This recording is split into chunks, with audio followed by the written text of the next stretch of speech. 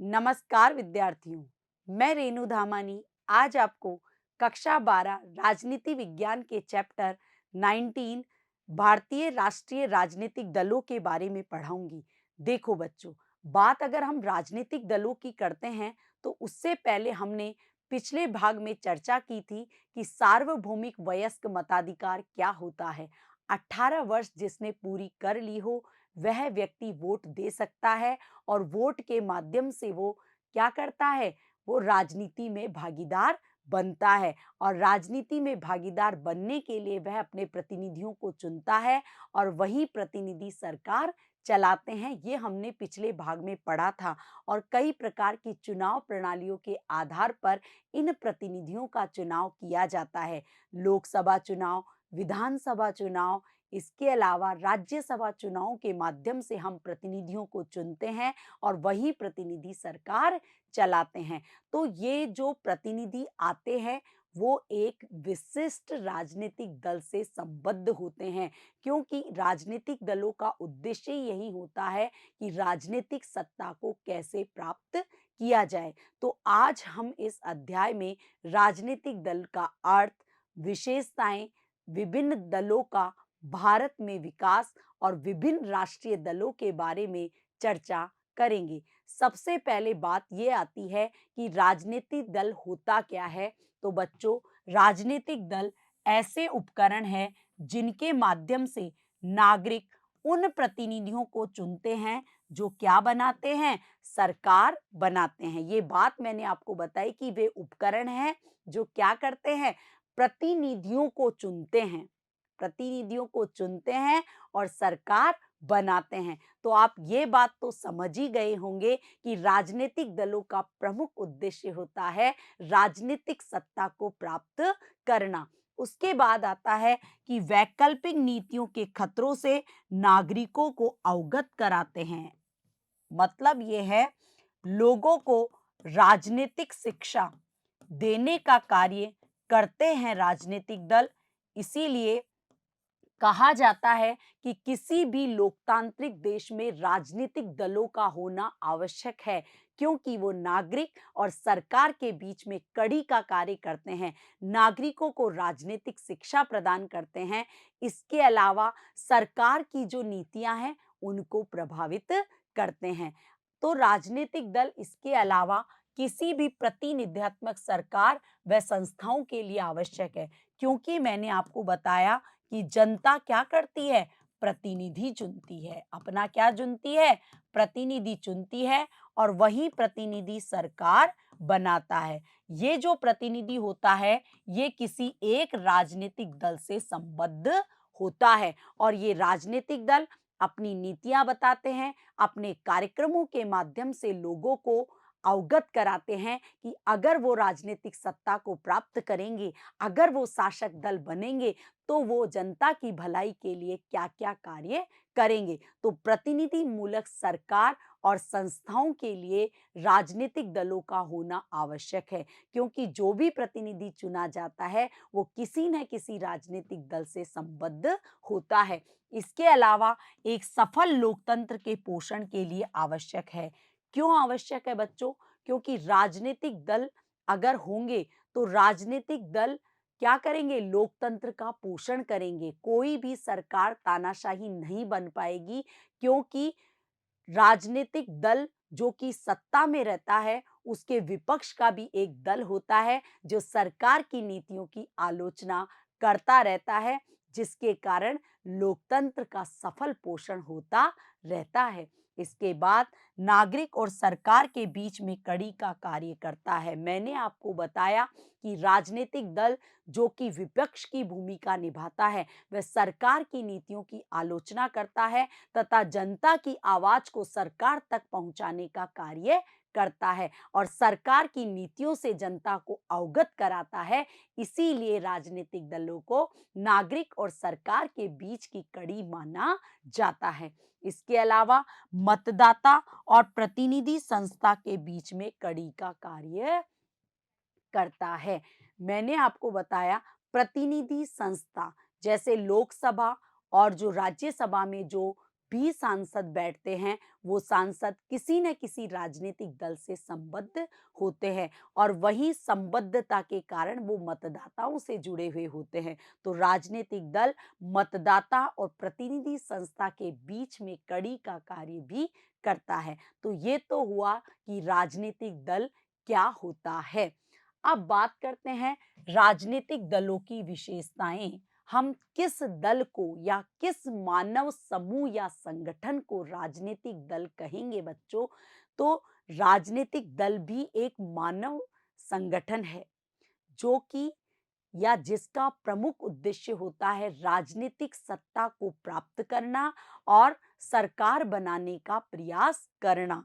राजनीतिक दल वह दल होते हैं जिनके समान उद्देश्य होते हैं, सामान्य सिद्धांत होते हैं, सामान्य नियम होते हैं, जो कि उस राजनीतिक दल का सदस्य होने के नाते उसको क्या करना पड़ता है, उनको मानना पड़ता है। तो देखिए बच्चों, राजनीतिक दल की क्या विशेषताएं होगी?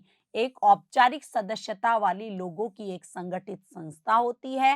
राजनीतिक दलों की स्पष्ट नीतियां और कार्यक्रम होते हैं। ये प्रश्न आपसे पूछा जा सकता है बच्चों कि राजनीतिक दलों की क्या विशेषताएं हैं। तो मैंने इन 6 बिंदुओं के आधार पर आपको समझाने का प्रयास किया है। ये एग्जाम के दृष्टिकोण से आपके लिए बहुत ही लाभदायक है। तो ध्यान से सुनिए कि औपचारिक सदस्यता वाले लोगों का एक संगठन होता है, इसकी स्पष्ट नीति और कार्यक्रम होते हैं।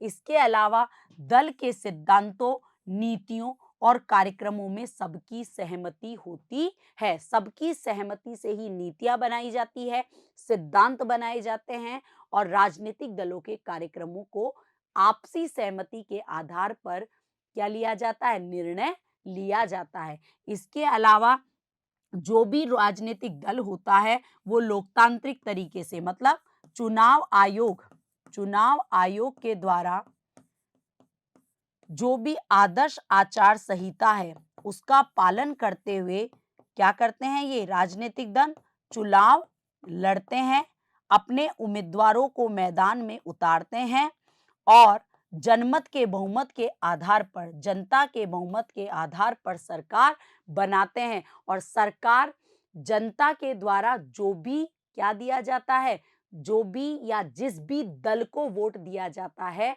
उसको मानते भी है। तो लोकतांत्रिक तरीके से सत्ता प्राप्त करने का प्रयास करते हैं राजनीतिक दल। इसके अलावा इनका स्पष्ट नेतृत्व होता है। जैसे कि मैं बोलूं कि आपका जो भाजपा है, भाजपा का नेतृत्व किसके हाथों में है, नरेंद्र मोदी जी के हाथों में है। तो एक स्पष्ट नेतृत्व होता है किसका, राजनीतिक दलों का।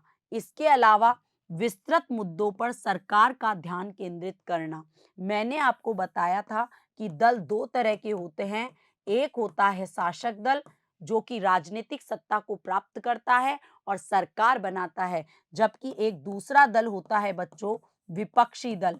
ये विपक्षी दल सरकार की नीतियों की आलोचना करता है और जनता के विभिन्न मुद्दों पर सरकार का ध्यान आकर्षित करता है। और यही कारण है कि आपकी जो संसद है वहां पर विपक्ष जो है वो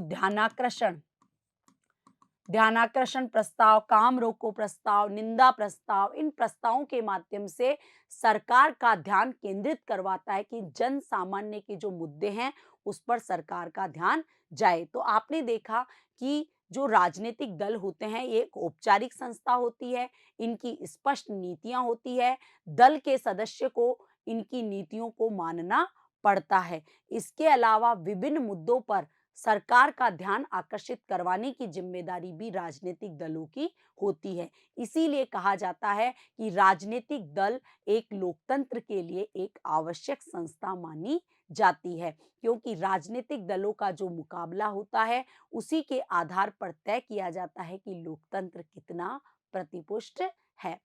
इसके बाद बात करते हैं कि भारत में दलीय व्यवस्था कैसी है। देखो बच्चों, अगर हम विश्व परिदृश्य में देखें तो विभिन्न प्रकार के राजनीतिक दलों की व्यवस्था विश्व में पाई जाती है। जैसे कि मैं बोलूं कि द्वितीय विश्व युद्ध से पहले जर्मनी में कौन सा दल था, जर्मनी में नाजीवाद था और इटली में फांसीवाद, मतलब वहां पर एक दल का प्रभुत्व था। कई देश ऐसे भी हैं जहां पर दो दल है, दो दल का मतलब यहाँ पर ये नहीं है बच्चों कि वहां पर केवल दो ही दल है।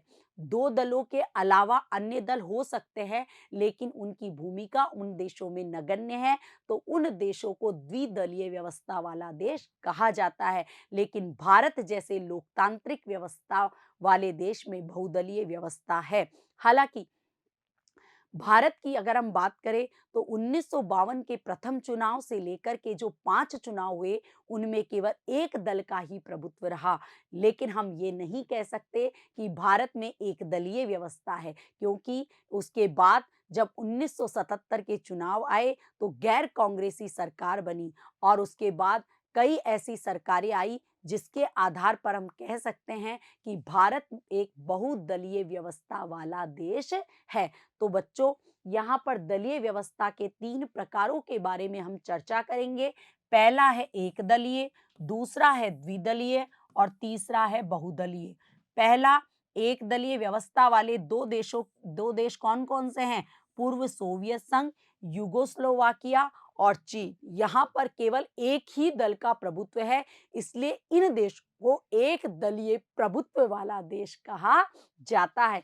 इसके अलावा द्विदलीय व्यवस्था वाले देशों में से इंग्लैंड और यूएसए का नाम सबसे इंपॉर्टेंट माना जाता है। यहाँ पर और भी दल है, लेकिन उनकी भूमिका नगण्य है। तो ये प्रश्न आपसे पूछा जा सकता है कि इंग्लैंड में कौन से दो दल है, तो आपको ध्यान रखना है लेबर पार्टी और कंजर्वेटिव पार्टी। अगर आपको यूएसए के लिए पूछा जाए कि वहां कौन सी दो पार्टियां हैं, तो आपका आंसर होगा रिपब्लिकन पार्टी और डेमोक्रेटिक पार्टी। यहां से आपसे प्रश्न पूछा जा सकता है कि इंग्लैंड की दो राजनीतिक दलों के नाम बताइए या यूएसए के दो राजनीतिक दलों के नाम बताइए, तो आपका आंसर इसमें से आपको करना है और ये बहुत ही इंपॉर्टेंट है कि इंग्लैंड में लेबर पार्टी और कंजर्वेटिव पार्टी, उदार पार्टी और अनुदार पार्टी, जबकि यूएसए की बात करें तो रिपब्लिकन पार्टी और डेमोक्रेटिक पार्टी। या ऐसे आपसे प्रश्न पूछा जा सकता है। तीसरा है बहुदलीय व्यवस्था वाले देशों में भारत तो है ही, इसके अलावा जापान, फ्रांस और जर्मनी यहाँ पर भी क्या है, बहुदलीय व्यवस्था वाले देशों में से गिने जाते हैं। अब बात करते हैं भारतीय दलीय व्यवस्था का विकास कैसे हुआ, भारत में दलीय व्यवस्था कैसे उभरी। देखो बच्चों, आजादी से पहले की बात करें तो भारत में एक दल आया जिसका नाम था भारतीय राष्ट्रीय कांग्रेस। भारतीय राष्ट्रीय कांग्रेस जिसकी स्थापना आजादी से पहले हुई थी और इसकी स्थापना करने वाले में सबसे इंपॉर्टेंट जो योगदान है वो है ए ओ ह्यूम साहब का। ए ओ ह्यूम साहब के निर्देशन में भारतीय राष्ट्रीय कांग्रेस की स्थापना की गई 1885 में और 1885 में स्थापना करने के साथ ही इसके प्रथम अध्यक्ष बनाए गए थे व्योमेश चंद्र बनर्जी। उसके बाद इसके कई नेता या कई अध्यक्ष बने, दादा भाई नौरोजी हुए, इसके अलावा आपके जवाहरलाल नेहरू हुए, तो कई फिरोज शाह मेहता, बदरुद्दीन तैयब, कई ऐसे राष्ट्रीय अध्यक्ष बने भारतीय राष्ट्रीय कांग्रेस के। लेकिन शुरुआत में जो भारतीय राष्ट्रीय कांग्रेस था एक उदारवादी भूमिका वाला दल था जो ब्रिटिश राजनीति में विश्वास करता था।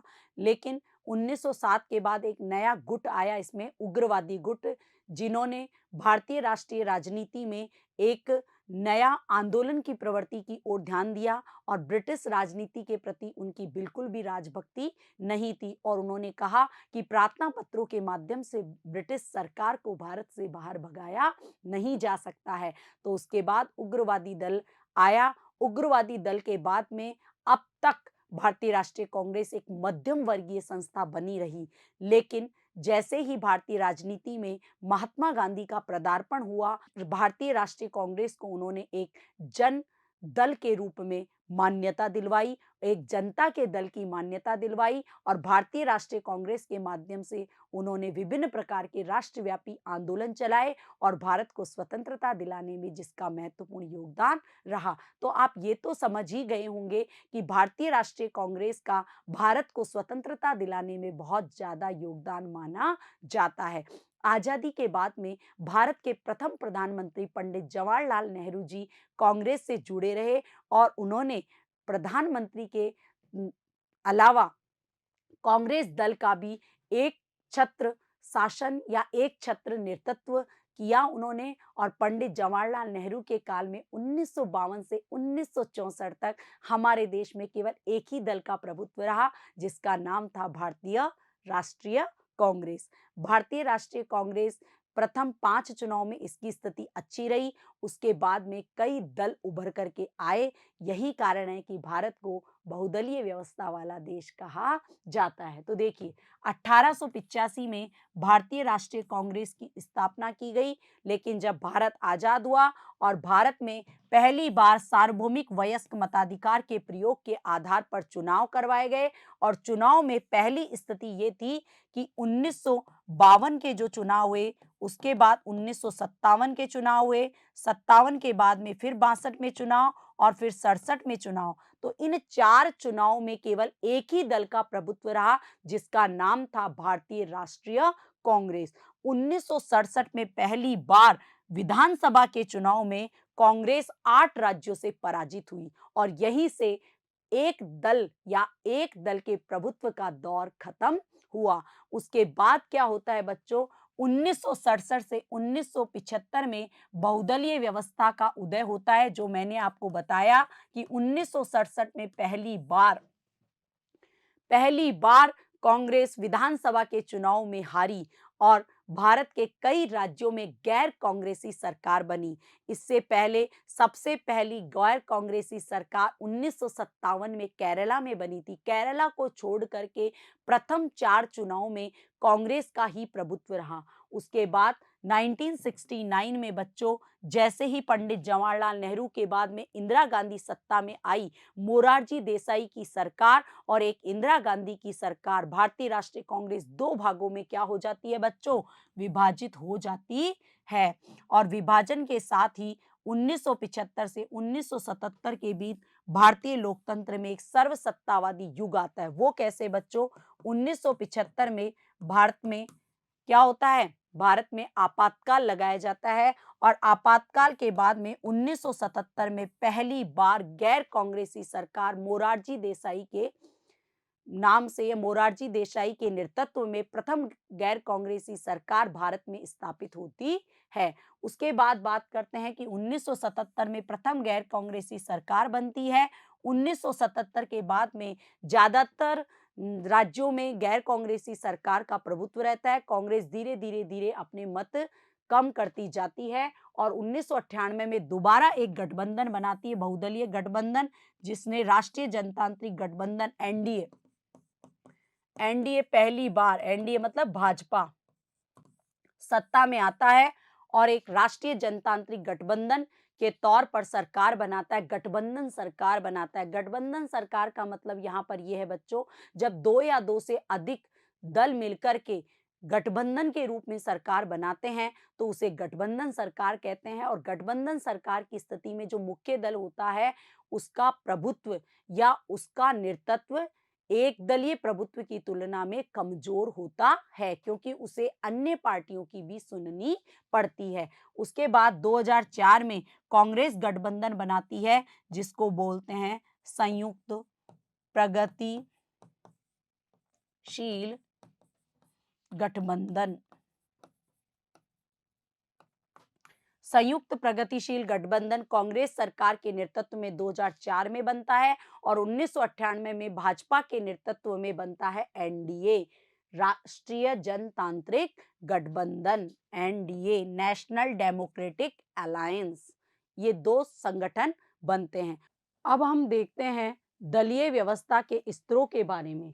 तो ध्यान रखना है कि भारत में जो दलीय व्यवस्था है, उस दलीय व्यवस्था के 2 स्तर हैं, एक राष्ट्रीय दल और एक होते हैं क्षेत्रीय दल। राष्ट्रीय दल वे दल होते हैं जिनका प्रभाव पूरे देश पर पड़ता है, और क्षेत्रीय दल वो होते हैं जिनका प्रभाव विशेष क्षेत्रों तथा कुछ राज्यों तक सीमित होता है। राष्ट्रीय दल वर्तमान में 8 है, जबकि क्षेत्रीय दलों की संख्या लगभग 55 है। अगर किसी भी दल को राष्ट्रीय दल की मान्यता प्राप्त है तो उसे लोकसभा के चुनाव में कुल वैध मतों का कितना प्रतिशत प्राप्त करना होगा, 6% प्राप्त करना होगा। और वह जो मत है वो कम से कम कितने राज्यों में होना चाहिए, 4 राज्यों में उसको 6% वोट अगर मिले हैं तो ही उसे राष्ट्रीय दल की मान्यता मिलती है। उसके बाद आता है क्षेत्रीय दल। क्षेत्रीय दल जिनका प्रभाव कुछ क्षेत्रों तक सीमित रहता है। और ध्यान रखना बच्चों कि जब केंद्र में एक दल का प्रभुत्व था तो सबसे पहले केरल में क्षेत्रीय दल का प्रभुत्व स्थापित हुआ था और क्षेत्रीय दल ने केरल में अपनी प्रभुसत्ता स्थापित की थी। तो ध्यान रखना क्षेत्रीय दल कई हैं, ज्यादातर राज्यों में हैं और क्षेत्रीय दलों का वर्चस्व भारत के लोकतांत्रिक व्यवस्था में लगातार बढ़ता जा रहा है। ये न केवल विधानसभाओं में विधायक बनकर, वो केंद्र में सांसद बनकर के भी राष्ट्रीय नीतियों को प्रभावित करते हैं, केंद्र सरकार की नीतियों को प्रभावित करने का कार्य करते हैं। तो देखिए, तेलुगु देशम जो कि आंध्र प्रदेश की पार्टी है, झारखंड मुक्ति मोर्चा जो कि झारखंड की क्षेत्रीय दल है, असम गण परिषद जो कि कहाँ का है, असम का है, अकाली दल पंजाब का है, बीजू जनता दल उड़ीसा का है, कई क्षेत्रीय दल है और इन क्षेत्रीय दलों का वर्चस्व लगातार बढ़ता जा रहा है। और जो भी राष्ट्रीय दल आज वर्तमान में है वो भी कहीं ना कहीं क्षेत्रीय दल का अस्तित्व रखते थे, लेकिन अब उन्होंने राष्ट्रीय स्तर की मान्यता प्राप्त कर ली है। तो ध्यान रखना, भारत की जो राजनीतिक व्यवस्था है उसमें दो तरह के दल होते हैं, एक राष्ट्रीय दल और एक होता है क्षेत्रीय दल। कुछ दल ऐसे होते हैं जो गैर मान्यता प्राप्त दल होते हैं, उनकी संख्या लगभग 2000 से ऊपर मानी गई है। तो हमने दलीय व्यवस्था के स्तरों के बारे में देखा। अब बात करते हैं प्रमुख राष्ट्रीय दलों की। उसमें सबसे पहला आता है बच्चों भारतीय राष्ट्रीय कांग्रेस। इसके बारे में हम पहले भी चर्चा कर चुके हैं कि भारतीय राष्ट्रीय कांग्रेस की स्थापना 1885 में मुंबई में हुई थी और इसके संस्थापक किसको माना जाता है, ह्यूम साहब को माना जाता है। इसके प्रथम अध्यक्ष थे डब्ल्यू.सी. बनर्जी और प्रथम 5 चुनाव में लोकसभा में इस दल को प्रभुत्व मिला था। एक दल के प्रभुत्व के दौर में शामिल थी भारतीय राष्ट्रीय कांग्रेस। 1977 के चुनाव में पहली बार केंद्र में गैर कांग्रेसी सरकार का नेतृत्व आया मोरारजी देसाई के काल में। 1977 के बाद में 1980 में दोबारा इंदिरा गांधी के नेतृत्व में कांग्रेस पूर्ण बहुमत से सरकार बनाती है। उसके बाद 1980 के जो आम चुनाव होते हैं उसमें इंदिरा गांधी आती है। इंदिरा गांधी के बाद में राजीव गांधी के नेतृत्व में भी लोकसभा चुनाव में जीत हासिल करते हैं और पूर्ण बहुमत तो नहीं लेकिन कांग्रेस सरकार बनाने में कामयाब हो जाती है। उसके बाद धीरे धीरे कांग्रेस का वर्चस्व कम होता जाता है, लेकिन 14वें आम चुनाव जो कि 2004 में मनमोहन सिंह जी के नेतृत्व में कांग्रेस ने एक संयुक्त प्रगतिशील गठबंधन के तौर पर सरकार बनाई।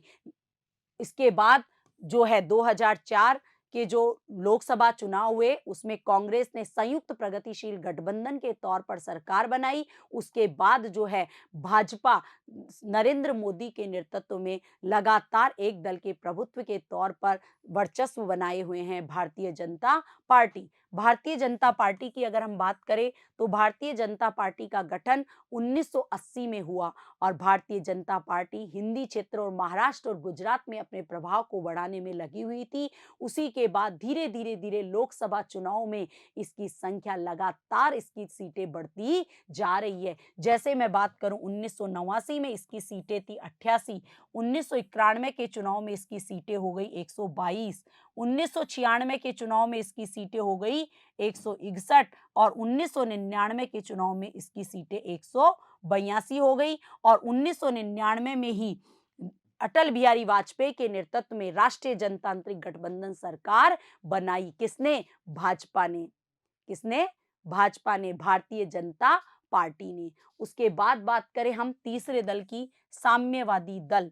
साम्यवादी दल एक ऐसा दल है जो भारतीय राष्ट्रीय कांग्रेस के बाद अस्तित्व में आया आजादी से पहले। आजादी से पहले दो दल थे, एक भारतीय राष्ट्रीय कांग्रेस और एक साम्यवादी दल। साम्यवादी दल में दो भागों में बांटा जा सकता है इसको, भारतीय साम्यवादी दल सीपीआई और भारतीय साम्यवादी दल सीपीआईएम। ये दो दल है। और भारतीय साम्यवादी दल जब साम्यवादी दल के रूप में 1925 में स्थापित हुआ और प्रथम लोकसभा के चुनाव में इसको 26 सीटें मिली, दूसरे लोकसभा चुनाव में इसको 27 सीटें मिली और तीसरे लोकसभा चुनाव में इसको 29 सीटें प्राप्त हुई और दूसरा विपक्षी दल के रूप में उभर करके आया। कांग्रेस शासक दल के रूप में उभर करके आई और प्रथम तीन आम चुनाव में विपक्षी की भूमिका निभाई थी साम्यवादी दल ने। जब 1962 में भारत और चीन के बीच में युद्ध हुआ, उसके बाद में साम्यवादी दल के मध्य मतभेद पैदा हो गए और मतभेदों के कारण 1964 में इसका दो भागों में विभाजन हो गया और विभाजन के बाद एक नया दल सामने आया जिसका नाम है सीपीआई एम। देखो बच्चों, 1957 में सीपीआई को केरल में पूर्ण बहुमत प्राप्त हुआ। उसके बाद 1962 में साम्यवादी पार्टी दो भागों में विभाजित हो गई। कारण था बच्चों भारत चीन युद्ध। 1964 में सीपीआईएम को स्थापित किया गया और 2004 के चुनाव में क्या किया इसने, जो आपकी संयुक्त प्रगतिशील गठबंधन थी जो कि मनमोहन सिंह जी के नेतृत्व में स्थापित हुई थी, इसको बाहर से समर्थन दिया था इन दोनों साम्यवादी पार्टियों ने। अब चौथी पार्टी पढ़ते हैं हम, बहुजन समाज पार्टी। काशीराम ने 1984 में इस बहुजन समाज पार्टी को स्थापित किया था और 1996 में इसको राष्ट्रीय दल का दर्जा मिला। अल्पसंख्यक पिछड़े वर्ग के हितों का संरक्षण करने के लिए इस दल का अभ्युदय हुआ था, इसका स्थापित किया गया था। उत्तर प्रदेश, मध्य प्रदेश, पंजाब में इसका ज्यादा प्रभाव है और 2007 में मायावती के नेतृत्व में उत्तर प्रदेश में बहुजन समाज पार्टी ने सरकार बनाई थी। तो आपने चार इन राष्ट्रीय राजनीतिक दलों के बारे में हमने चर्चा की। इसके अलावा राष्ट्रीय राजनीतिक दलों में आपके राष्ट्रवादी कांग्रेस 5 के बारे में हमने चर्चा कर ली है। इसके बाद तृणमूल कांग्रेस, ये जो है जिनको राष्ट्रीय राजनीतिक दलों के रूप में मान्यता प्राप्त है। तो राष्ट्रीय राजनीतिक दल की मान्यता प्राप्त करने के लिए उसको कितने 6% वोट मिलने चाहिए, कम से कम 4 राज्यों से, तो उसे राष्ट्रीय राजनीतिक दल का क्या मिलता है, मान्यता मिलती है। तो आज हमने क्या पढ़ा, राजनीतिक दलों का अर्थ, विशेषताओं, भारत में दलीय व्यवस्था का विकास किस प्रकार हुआ और प्रमुख राष्ट्रीय राजनीतिक दलों के बारे में हमने चर्चा की। धन्यवाद।